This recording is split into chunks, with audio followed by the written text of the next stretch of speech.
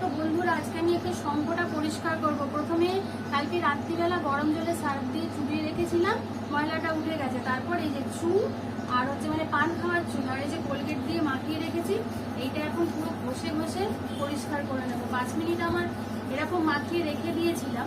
শঙ্খটা এত ময়লা হয়েছে, এটা একদম নতুনের মতন পরিষ্কার হয়ে যাবে। কিন্তু যেগুলো পোকা আছে, মানে পোকা লাগা দাগ, ওইগুলো কিন্তু কালোই থাকবে, ওগুলো কিন্তু আর উঠবে না। এই যে ঘষে ঘষে পরিষ্কার করে নিলাম।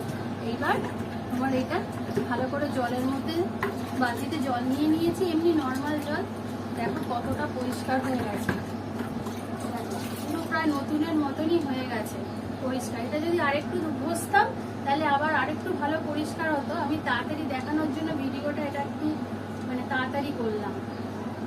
শঙ্খটা খুব নোংরা হয়ে গেছিলো, এটা আরেকবার আমি ঘষে নিলেই আবার একদম নতুনের মতন পরিষ্কার হয়ে যাবে। তোমরাও এরকম ভাবে শঙ্খটা পরিষ্কার